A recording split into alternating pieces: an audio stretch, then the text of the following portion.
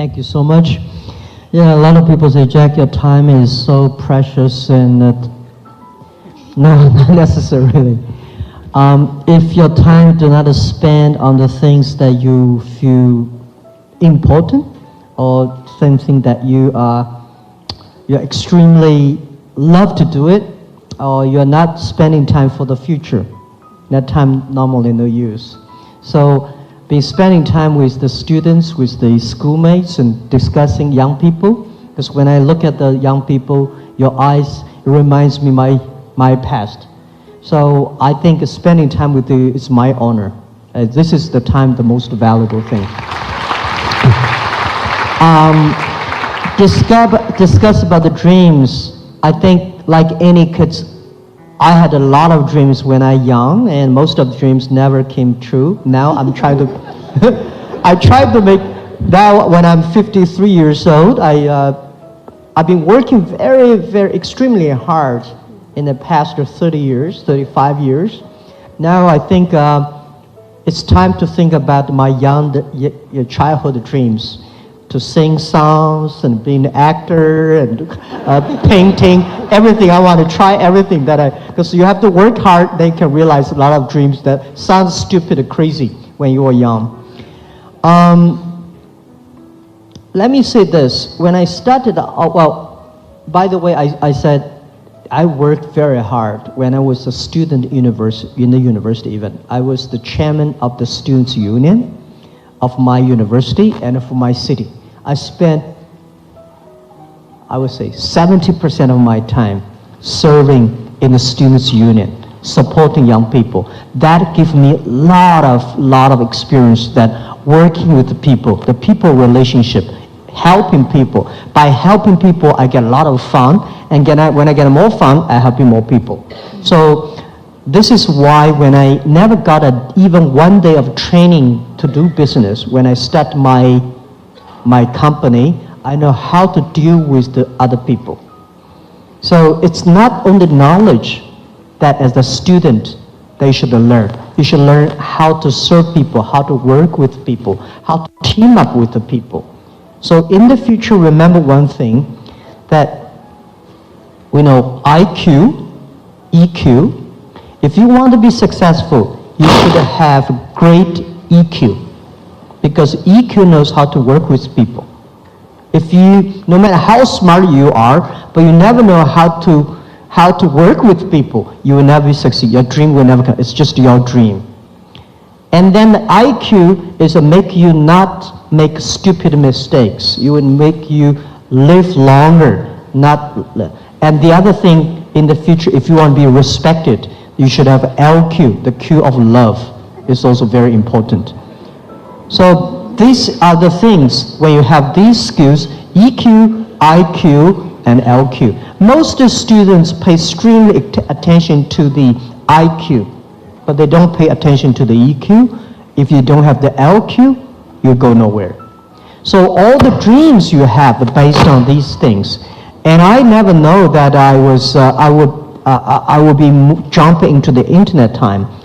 And when I jump at the internet time, when I started my career, the 1995, I studied internet in China, and terrible years for 4 years, made a lot of mistakes, and stupid mistakes, and partner, and all in a wrong way. 1999 was when I started Alibaba. I told my team that we may not succeed, but somebody will. And I never know, and we never realized after 18 years, we can achieve that much. So if it is your dream, you can never go far.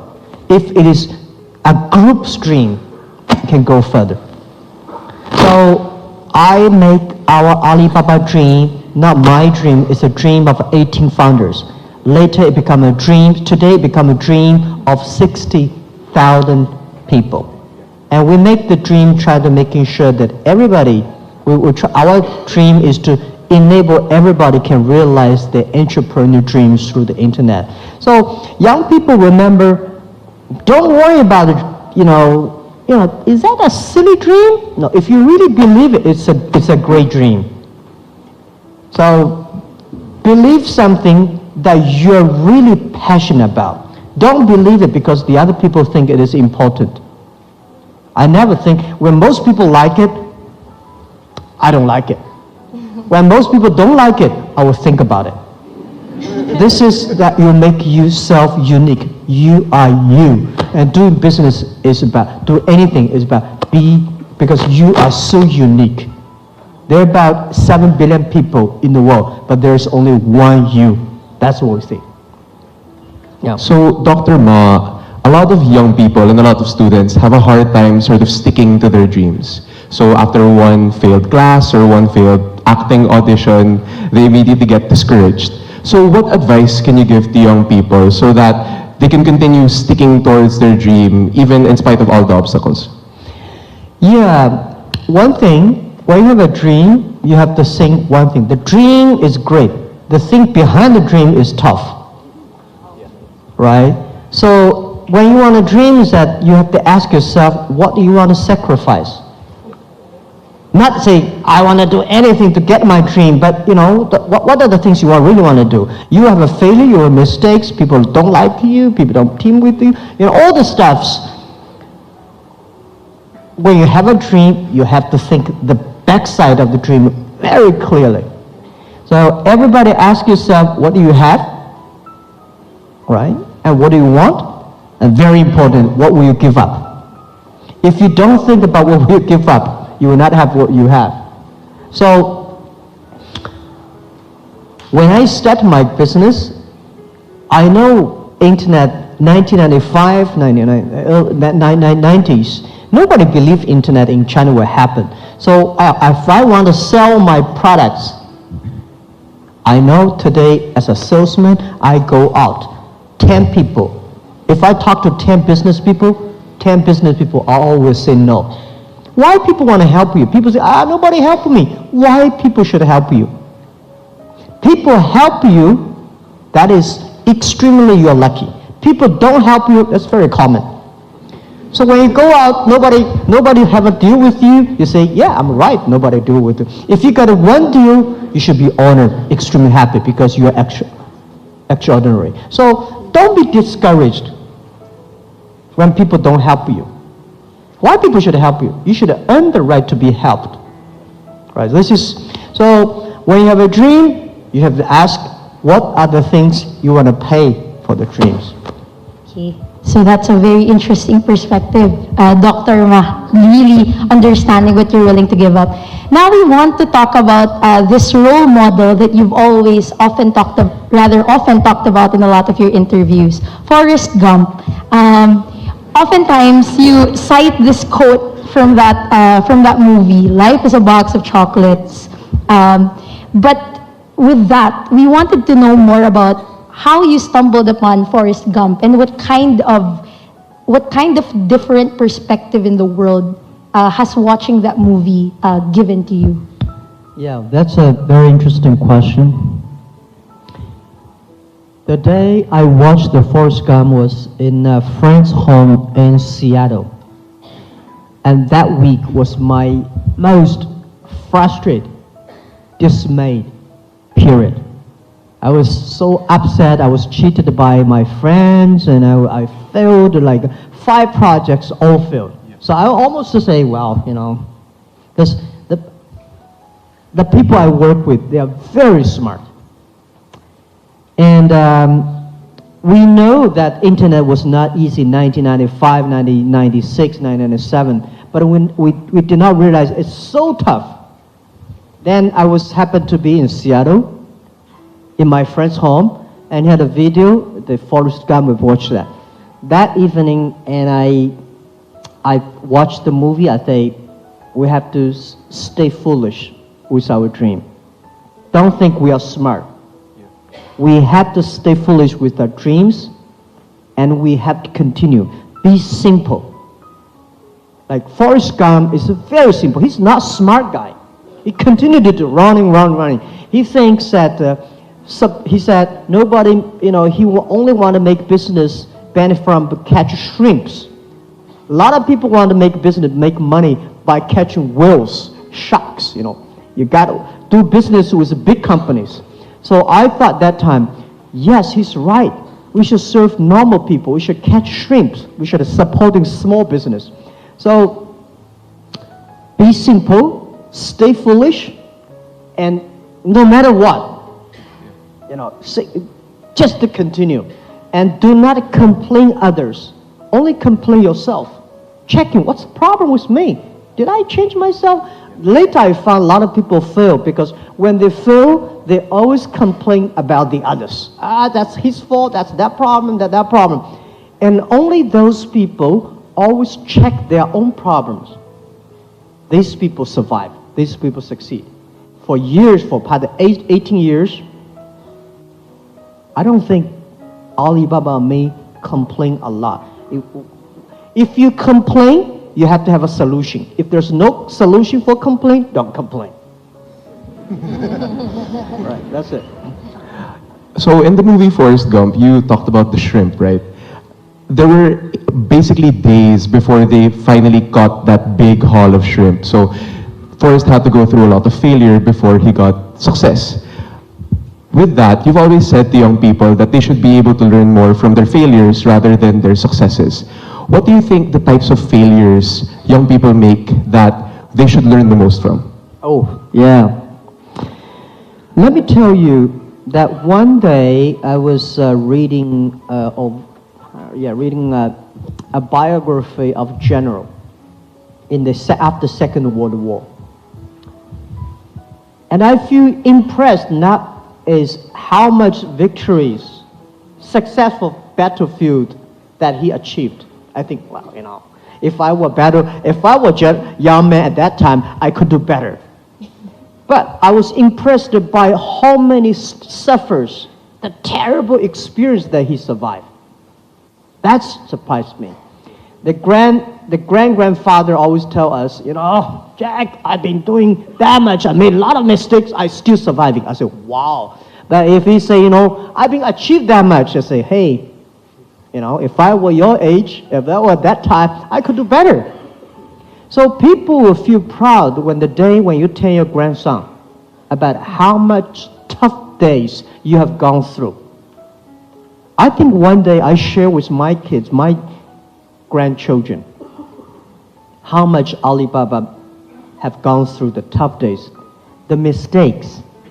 Doing business is just like go to the battlefield. The survivor wins. No matter how brave you are, you're dead. People forget you within 3 days. But if you survive, you always have chance. And go to battlefield is that an experienced soldier know that how to hit himself and then fight. Young soldiers just to go out to fight. There are different reasons for success. There are various reasons for one person to be successful. But there are almost the same reasons for people who fail. Greedy, right? Wrong team, run too fast, with too much money. By the way, you will never make big mistakes where you don't have money. Right? So people say, if I have money, I'm going to do a big business. No. Remember that all the mistakes the other people made, you will make it.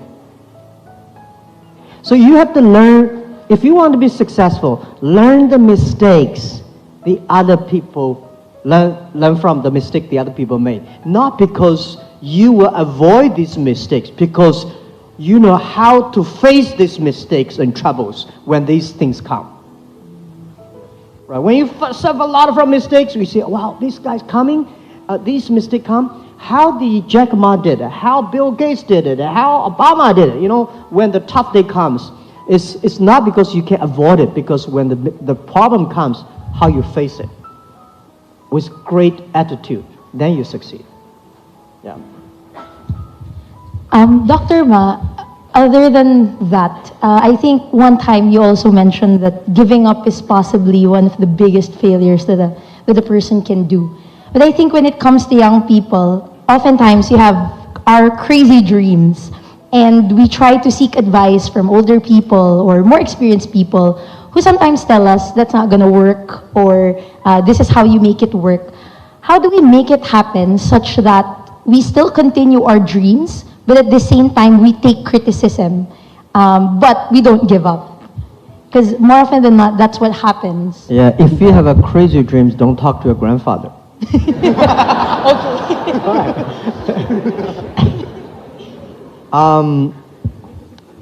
If you have a crazy dream, very important is that you have to find the people around you. When we invest a company, I want not only looking at the founder, I want to see the people who work with the founder, whether they do believe him. If he is the only person that believe in the dream, that's very dangerous. He's not a crazy dream, it's a crazy person. But you have to find a group of people who are all believe, they're all crazy. Something interesting there, right? Because it's easier to make one person crazy, but if you make the whole team crazy, something interesting. This is what I did early days of Alibaba. I made a speech in America, talk about the value, mission, and management way of running an internet company. That was very early, 2001-2. There is a guy, an American guy, sitting there saying, hey, this is a crazy guy. Internet have to survive first, to make profit, revenue, forget about kind of value, mission, and team working. You know, this is all lies. He said, you're crazy. I say, sir, welcome to Alibaba someday. So he came to Alibaba, spent a few days. The day when he left, he said, Jack, I thought you were crazy. Now I found 100 crazy guys in your company. Because we believe what we are doing. Yeah. It's easy to make you believe. But if you can make a group of team believe and continue to do it, that's it. So I think if it's crazy or not, the only testing is the idea. If you want to make a company, it sounds crazy, your customer love it. If the customer like it, your team like it, you know it's not crazy. If the customer does not like it, do not like it, your team don't like it, forget about it. You have to change yourself. Even if you have a crazy ideas, don't believe you are always right. You have to learn. Alibaba in the past 18 years, we have changed at least 18 big major changes. We are not the Alibaba last year. Every year we are different company. Yeah. Right. So you have to change all the time to be sure that we don't care about how the other people say you are crazy. We care about, is this something really different? Really make the difference. That's what we care about. So a lot of the students here are young entrepreneurs themselves, and they have a lot of crazy ideas, and they want to make those ideas happen. Since you're the UNCTAD Special Advisor for Young Entrepreneurship and Small Businesses, what do you think the role of young entrepreneurs and small businesses are in the country and help making the country grow? Good. Whenever you want to do it, the first thing advice I give you is think about what will you give up, right? And next thing I want to give advice is how many years you want to reach for that goal. A lot of people say, I have this idea, I want to succeed next month, or next year, or next week. Forget about it. There's no such opportunity in this world that you can succeed next week. There's no better opportunity that can succeed next year. Because young people, most people like me, right? 18 years ago, we don't have money, we don't have technology, we don't have relationship, we don't have any powerful person supporting us.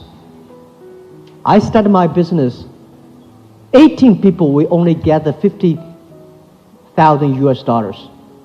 18 people together in my apartment. So we don't have anything. And when I started Alibaba, when I started my internet business, year 1995, I started with $2,000 US, borrowed the money from my relatives and friends. That was started. But I know one thing. People like us don't have money, technology, don't have any relationship or anything. We know we win for the future. I know if I start to do it, 10 years later I will win. And in the 10 years, what I will give up, who I will partner with, what the things will be differently. How can I live longer and instead of live happier? So the world is very interesting. If you want to live happier, you may live very short. If you want to live longer, life is very tough. Okay, you have to exercise every day, right? So this is the life balance. So young people, when you have a dream you want to do it, think about how many years you want to make this thing happen. If you think it's about 3 years I can be successful, prepare for 10 years. If you think I have 5 years to succeed, prepare for 15 years. And then if you think 10 years will succeed, you may succeed in 8 years. So you should have a long preparation, determination. And these are all the things you have to think about. There is no great opportunity that will make you succeed next week, next month, next year. There is no this fancy great ideas. That's really crazy. Yeah. I think I speak for Mikey and everyone here. This might have been 20 of the most insightful minutes of my life and our lives. So thank you very much for sharing your knowledge and experience with us. Thank you. On behalf as well of everyone, thank you very much. So we'll remember that to find out what we're willing to give up. Make sure not just IQ, but EQ and LQ as well. And lastly, never ever stop believing in our dreams. So thank you very much, Mr. Ma, for your time. And thank you on behalf of the students of De La Salle University. Thank you very much. Hello, Jack Ma, now Dr. Jack. First of all, I'd like to thank Dr. Jack for an insightful discussion earlier. We were talking about a framework that I've been doing with the government for the past so many years, which focuses on mentorship, money, and market. The three most powerful M's in really helping our micro and small entrepreneurs. And I invited about 50 entrepreneurs here, most of them from the brick and mortar business. A number of them are in the digital economy. 3 of them are quite successful, and they will share their insights and questions with you. And I think the brick and mortar are here because they're scared of the changing landscape, the destruction that is happening in the way things are happening. So I wanted to ask you, do the old economy or the brick and mortar businesses have to fear that much? What is their solution to preventing themselves from disappearing? Yeah, I think the old economy should not fear, but they should change immediately.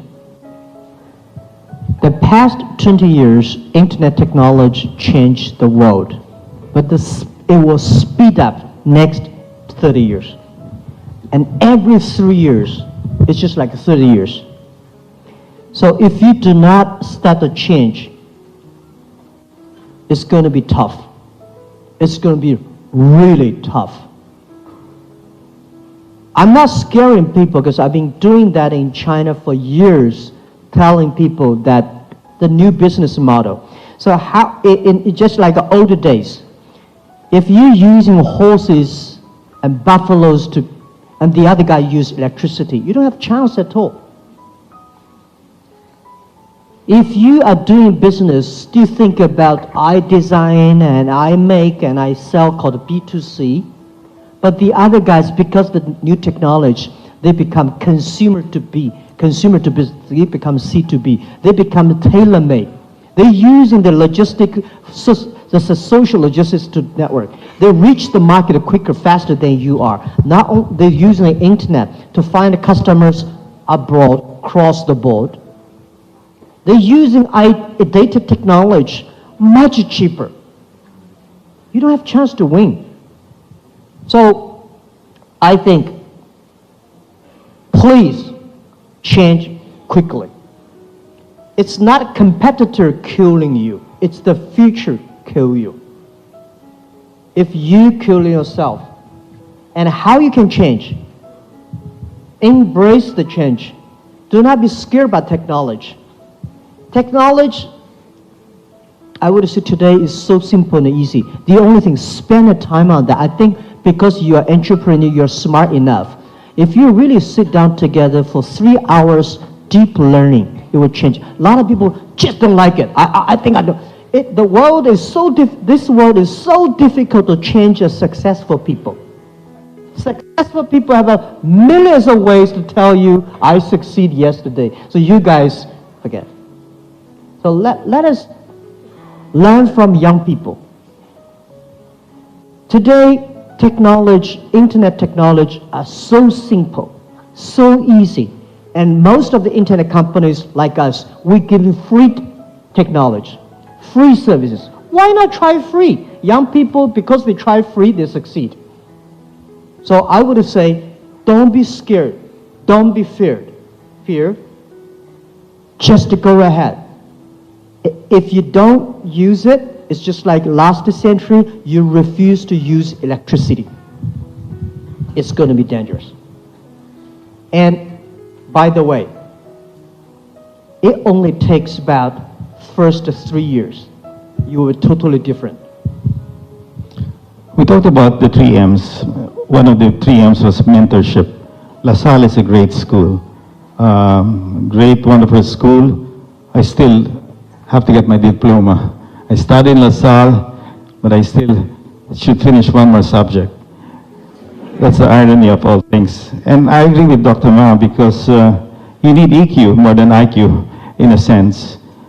All my life, my passion is to help many of our micro-entrepreneurs, and we discussed the level of poverty here is the cause for our drug problem. And for us to enable our small entrepreneurs, many of them are survival entrepreneurs, to lift up from poverty, we have to create the next part of the 2 M's, which is the money side and the marketplace. What are your views to enable these people to cross and be able to access the money and the market? Yeah, I think first, small business must have big dreams. And big companies should have small steps. Big company always think of big, you will fall down. Big companies should have small steps every week, every day, every year. I must reach this small. But small dreams, small companies should have big dreams. I now today serve 20 customers. How can I serve 200 customers in 2 years? How can I serve 2,000 customers? What are the ways that I can serve 2,000 customers? How can I make these 10 customers who using my services that be happier, healthier, and continue to be? We try to make every customer of my company to be the advertisers or salespeople of our company. Because in this way, you have to make sure your product's good. But the government should build up the infrastructure of commerce. What is the infrastructure of commerce? Is it the mentorship? We should have a lot of business schools, not necessarily MBAs. I'm not a particular fan of the traditional MBA. The MBA, they make people sometimes very stupid. Because business is, you have to be flexible, you have to change yourself to me. It's not like everything can be standard, right? So, we have the mentorships, and we also have the money reaching, market reaching, and also I think the technology reaching. So what we call is that this country, I cannot say I know a lot about the Philippines, but when I see over 100 million people, 99% of the business of this country are small, medium-sized companies. We should build up the infrastructure for supporting small business, making sure that every small business are able to reach the money. And today, it's impossible to let the big banks to do it. We should use a new technology to do it, which I call inclusive financing can be done by the internet technology. Today, Alibaba in China, Alipay, we serve more than 500 million people, young people in China, using mobile phone payment. We don't have so many credit card in China. People say, Jack, it's impossible to do the payment in China. In the past 15 years, people keep on criticizing us, say, how can you do payment online? You don't have a check. You don't have a credit card system. You don't have a credit system. You don't have enough banks. How can you do credit? Because we don't have the check, because we don't have the credit card system, we make the most advanced payment system in the world. So, Philippines, I think you have the opportunity to make the world the best tech thing or fintech in the world, because you have so many mobile phones. You have more than 7,000 islands. It's impossible for banks to have offices in 7,000 covering everywhere, but mobile phone covering everywhere. We should make Philippines a cashless society. When you have a cashless society, everybody rich money. When cashless society, no corruption, and life is easier. Totally agree. We have basically the two telco guys here, Ernest Koo of Globe, Eric Alberto of Smart and PLDT. Blame them for the slow internet. Now, honestly, it's unfair to blame anybody. Let me say this. Where is the opportunity? Opportunity exists in the areas most people complain. If you can solve the complaint, you have the chance. When we started Alibaba, the speed of internet in China was terrible. Much worse than today's Philippines. Oh, much worse. Right? At that time, no even 3G. But that's not an excuse for mobile phone companies to let. Slow speed has slow speed services. Faster speed has faster speed services. But it's a great opportunity for the telecommunication companies to invest. This investment, I'm guaranteed, you will get the return back. They're going into the 4G now, so that's going to speed up the internet. I think this is the opportunity for everybody. If the 4G, the 5Gs continue to, it's going to make the country good, make everybody good, and finally we'll be good. Before we go to the students to ask questions, I wanted to just call two successful techpreneurs, Robbie and Antonio. Briefly, can you ask Jack Pan a question? Hello. Morning, Mr. Ma. The smartest people in the world seems to be very divided in the issue of blockchain technology. What is your current stance towards this? I seem to have researched that you're predisposed toward it, and how does that conflict with the overarching goal of China banning the exchange and the technology? Say that again. Blockchain technology. Blockchain and bitcoins and cryptocurrency. Okay, bitcoins, right? Well, I'm a believer of the blockchain technology. And we have a specific team in the company, Ali Anti-Financing, focused on researching on that. Because we are believer of globalization. We are believer of free trade. In the future, the global trade, global business, globalization, there are a lot of money transferring. What is the safest way? What is the most efficient way to do that? So we put a lot of efforts on that. So I would say, let me say this about technology general-wise. Company like us, we should not win our market by advertising dollars. We should win our market by innovation. Alibaba should not get our profit from the size of the business. We should get our profit from the technology that will be invested inside.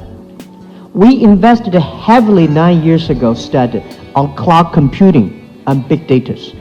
Now for financing, we invested heavily on blockchain. But Bitcoin and this, I'm not a big fan of that yet. Let me say this. Company like us, I think last century, if you have a technology, you want to keep it to yourself. Today, in 21st century, if you have a technology, the only way to make you powerful is enable others, even enable your competitors. So we, Alibaba, will spend billions of dollars on technology. And when we spend the money on the technology, we're making sure this technology is inclusive to the others. So blockchain technology is the big investment that we invest in on that. But we, as I say, we also would love to partner with others. Got it. Okay.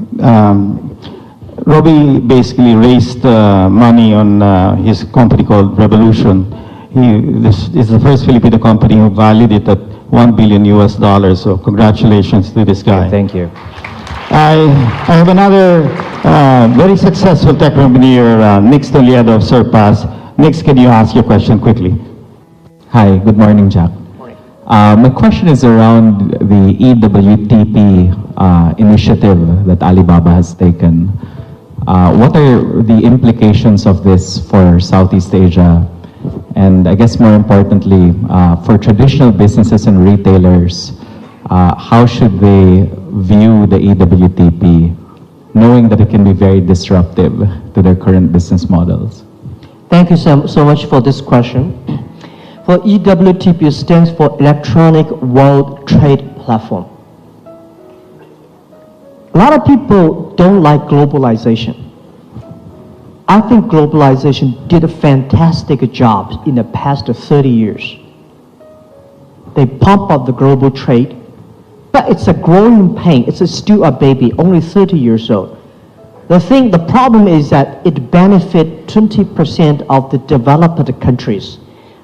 80% of developing countries don't have chance. Young people don't have chance. The globalization the past 30 years was controlled by 60,000 big companies. We think should at least the 16 million or 30 million or 60 million small business, young people should be able to sell. Small business like anybody sitting here, entrepreneurs, Philippines, think about how you can sell your small business here, can sell products to China, to Korea, to Europe.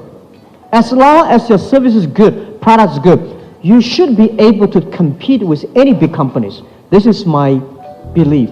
So EWTP is trying to build up a platform, not organization. I feel sorry for WTO. When you put 200 government ministers in a one room to agree on something, impossible. Right? But if we put the 2,000 business people in a one room, we can agree on something. The only thing we want to do business. So EWTP, we work with WTO, is the 2.0 version of WTO, supporting small business, young people, that we encouraging every government to set free trade zones for small business.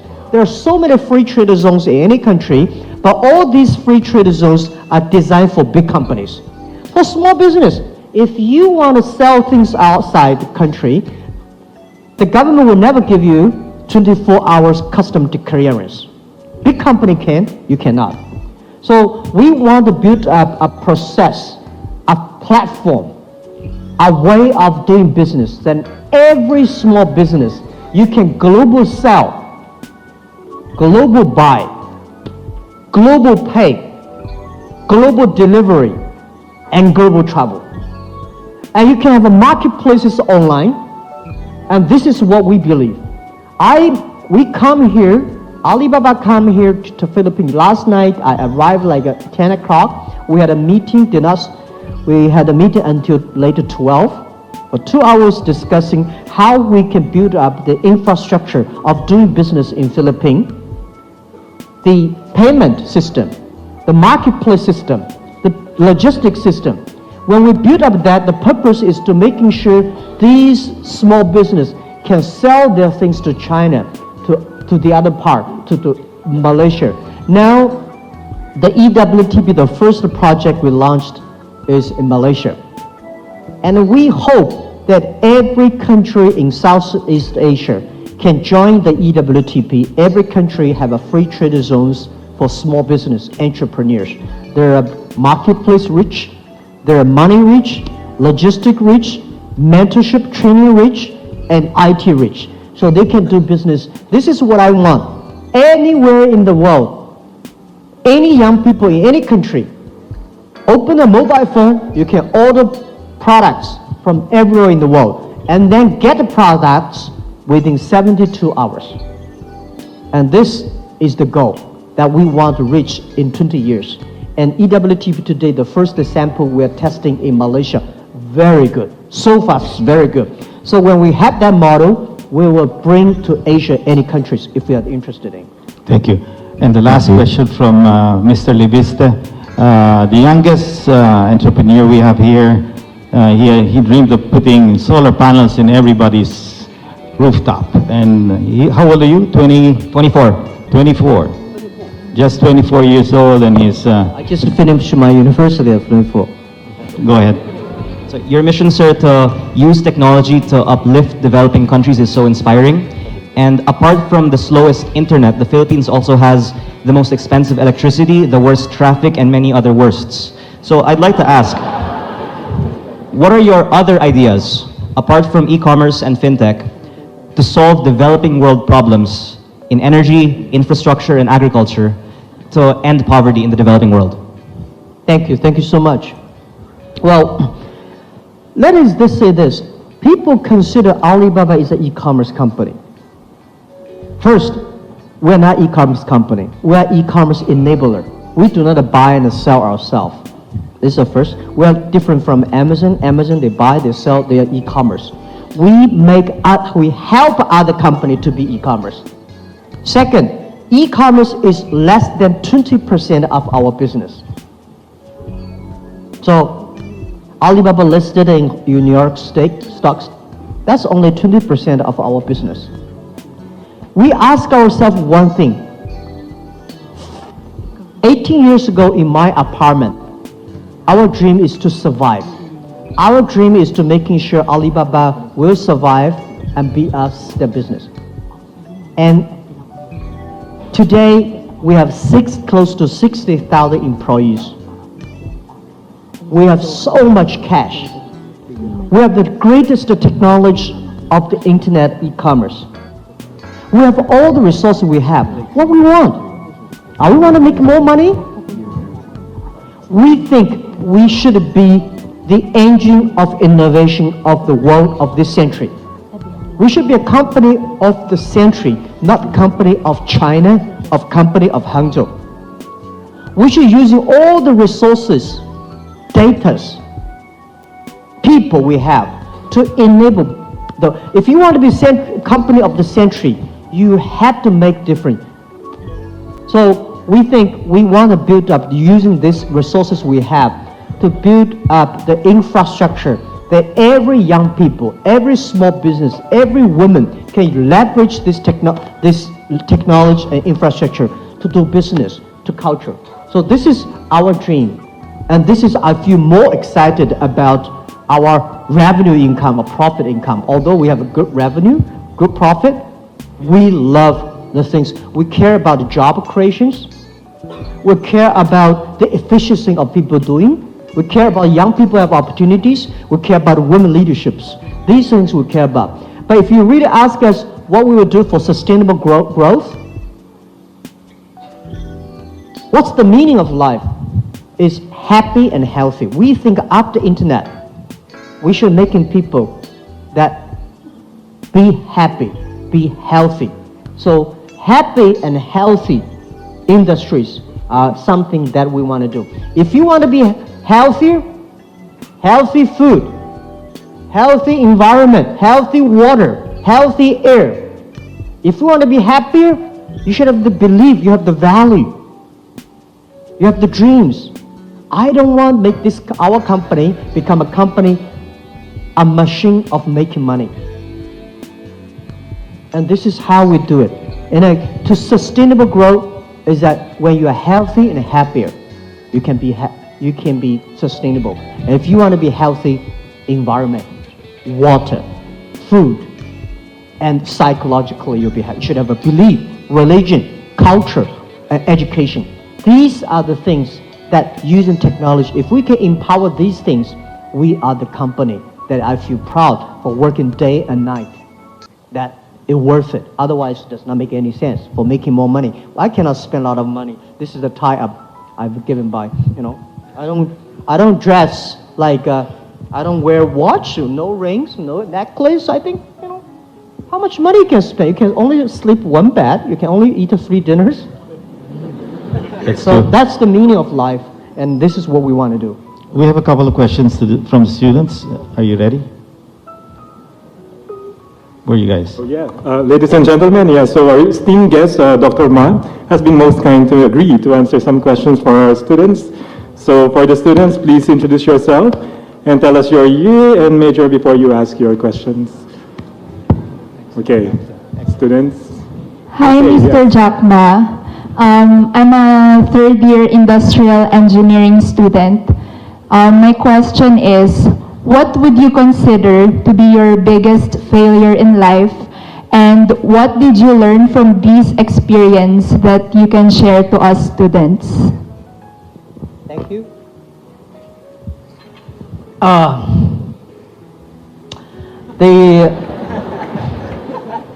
My biggest mistake that I don't want to make is the day when I retire, the company collapse. Right? This is what I don't want to see. Because everybody will sick, everybody will get old, everybody will die. We've been working hard for 18 years, and this company want to last 102 years. So we will never see Alibaba is successful because we're only 15, 18 years there, 84 years to go. In the next 84 years, we may have 100 times or maybe 1 million chance will disappear. So my job as a founder, CEO, how can I keep this company growing when I retire, when I leave this company, it still continue to grow. This is why I don't want, when I'm 80 years old, 70 years old, I'm still working the company. I should die on the beaches in the Philippines or not in my office. Because you don't want to see an older guy sitting 80 years old still be the chairman. That won't work. So every day I'm thinking about is, what if I leave the company? The company going to continue to grow. And if I cannot make that thing happen, this is the biggest mistake that I will make. And the lot of mistakes I do is that I can share a lot of ideas. The day when I retire, if I'm good at the writing, I will write Alibaba 1,000 mistakes. Any mistakes, for example, when you raise money, a lot of people when they raise money, the first thing they were looking for a fancy office building and decorated wonderfully and start to hire great people, especially hire people from multinationals. That's a big mistake I've made. When I have the first $5 million US foundation, I start to hire people who used to work in the vice president of big companies. But when they came, they destroyed us. Because when you are a tractor, you borrow a Boeing 747 engine, put it inside, it's going to destroy your tractor. You should not find the best people. You should find the right people and working them, develop them, make your team the best people. There's no best people in the market. The best people is always in your own company. That's the mistake I learned, and I want to share with you. Thank you. Next. Okay. Hello. Good morning. My name is Solen Lafo. I'm a third-year entrepreneurship student. Firstly, welcome to our university. Thank you. And thank you for visiting us. My question is, based on your experiences, what are the friendships that endure time and the ups and downs in life? My question is, based on your experiences, What are the friendships that endure time and the ups and downs in life? What are the friendships that endure time, ups and downs? Okay, the friendships, right? Well, I think the thing that make me go through all the tough days are the friendships. Let me say it this way. I don't invite any of my friends join my company from the first day. But when they join my company, I make friends with them. This is the advice I give you. Don't invite your best friend to form a company with you. Don't. Totally agree. Yeah, don't. I see so many tragedies. There are cases may succeed, but most possibly you will fail. It's better to make friends when they join the company, treat them. But when the company is that big, you cannot make friends with anybody. We can make colleague friends with them. So friends means when I'm in trouble, I talk to them. I talk to my friend, my colleagues' troubles. Even to today, early days, whatever problems I have, the company have, I tell them openly. I trust them. Right? What's the wrong? We're gonna run out of money in 3 weeks. So what are you gonna do? Don't shock them by problems. So friendship means based on trust. My team trusted me, and I trust them. I know my team can do better than I am, and I know they can survive. They will. When they are in trouble, I spend time with them. When I'm in trouble, I found many of my friends came to talk to me. They helped me. Yeah, friendship. Well, the difference between let me tell you this. Business is about a friendship building. Friendship is about trust building. When you don't have friends, you don't have business. When you don't have trust, you don't have friends. That's all the thing. Very simple. Thank you. Thank you. Thank you very much. Next, students, okay.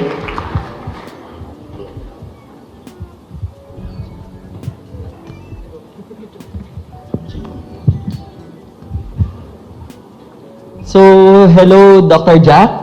Good day. I'm Gio, and I am a third-year psychology major student. So, and here's my question.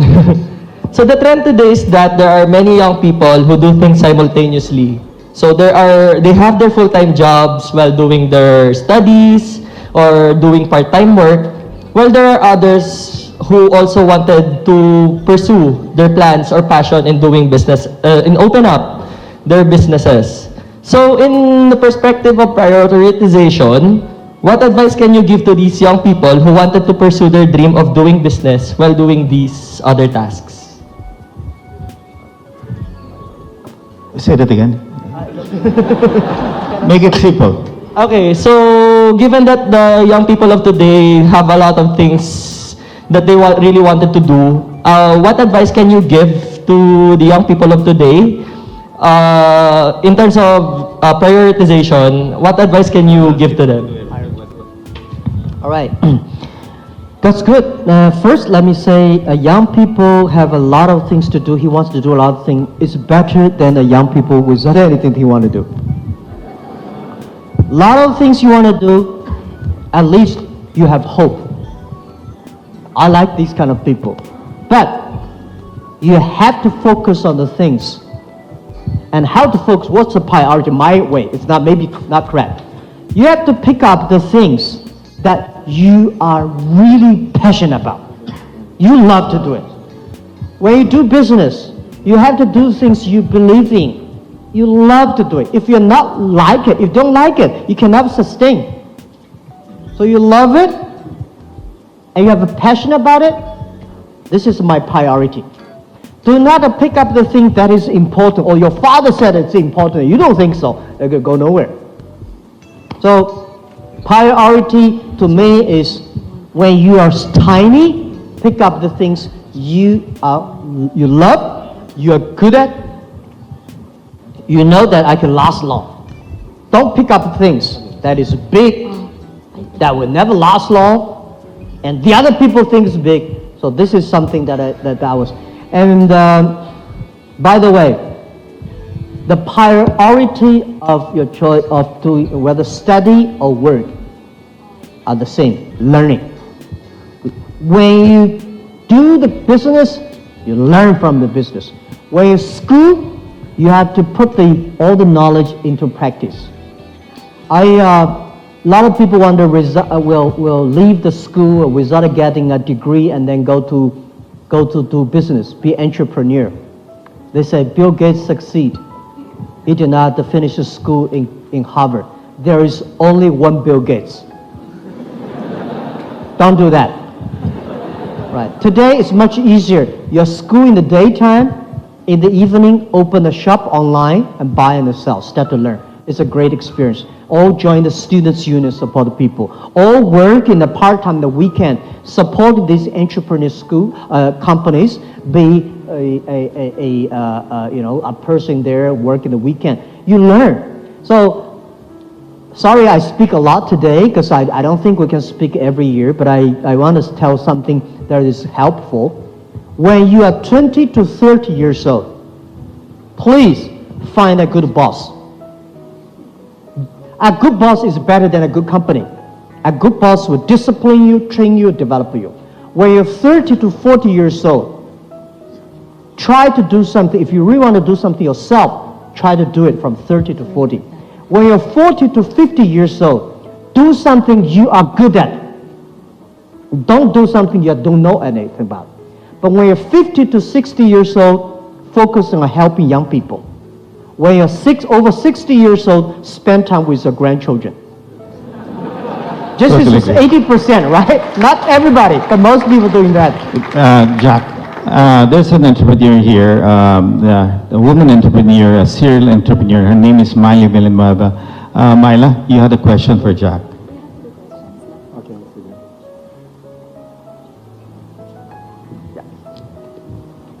Is there a mic? Microphone. And after this, we have 2 questions left for the students, so please prepare. Hi, good morning, Dr. Ma. Your friend, Masa's son, has raised and is deploying $100 billion vision fund around companies deploying the power of AI and the Internet of Things, and talks about singularity. I wanted to know whether you agree with him, you talk about it, and what are your thoughts around the area? Okay. Thought on the AI? Yeah, I think Internet of Things are the future, and artificial intelligence is such a hot topic. This is something different from the American way of artificial. I don't think artificial intelligence is a good word, proper word. I believe it's called machine intelligence. I think human beings have wisdoms, machine have intelligence, and animal have instinct. Today, the artificial intelligence is trying to make machine think like a people. Human beings only know 80% of their brains. And how can you make machine to learn from the 80%? And for example, when we judge people, we use human eyes, we take pictures, we analyze. Why machine should take the picture, analyze like human being? Machine should have its machine ways. So I think today artificial intelligence in the Western it's good direction but the wrong way. And Alibaba focus on machine intelligence. Machine should do things that human being cannot do well. Machine should learn like human beings, but machine will never be able to think like human beings. Human beings have the belief, have the religion, have the value, machine may not have. So what I would say is that all the university, especially primary school, kinder schools, we have to be very careful. The way we teach our kids today will make our kids 30 years later cannot find jobs. Because machines are much smarter than human beings. They can calculate faster, remember faster. So if we teach our kids the way we taught in the past 100 years, our kids will not find the jobs next 30 years because machine will take a lot of jobs of us. What are the things the machine can never do? This is something the education system, every country should pay attention to that. So this is what my view about artificial intelligence. And because of the data technology, everything, most of the Internet of the things is going to be made in Internet. Everything will be connected to the Internet.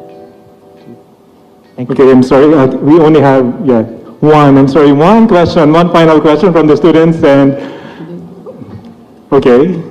And this will be the last question. I'm sorry, we don't have much time, so thank you. So, hi, Dr. Ma. I'm John Okotaran, third year Industrial Engineering from the Gokongwei College of Engineering. So, my question is, what is the one global issue that you are personally passionate in solving? Yeah, the global issue that concerned me, there are a lot, but I think, as I say, sustainable growth, that every young people should have opportunities. And how can we have the young people have opportunities? We should enable them by technology, and we should change the education system, improve the education system. This is something worried me. If we do anything to control or improve the environment, but the way we teach kids, young people, are the same way we taught in the industrial time, it will go nowhere. So the thing I concern most is about education. We are okay now. If we do not know enough knowledge about what caused the environment problem, what caused the non-inclusive problems. So the things that we teach our kids, the education systems, that is the priority, because I was trained to be a high school teacher. I think a good education system. Let me finally, thank you. I'm very honored to be given the doctorate degree. But I was considered to be a bad student. Primary school, I never passed examination for key primary school, never got good middle school, I tried 3 years for entering a university in Hangzhou. I never be the top 10 students of my class. Traditional way of education, I was considered to be a failure, a loser. But the way we do. So what are the things, something that we can do for the future? This is something that I'm thinking a lot about that. This is something concerning me. When we have a good education system, when we train our kids better, our kids will not make the mistakes that our ancestors and our generation have made. This is something that I concern. I really want to put efforts on that. Okay, thank you very much, Mr. Jack.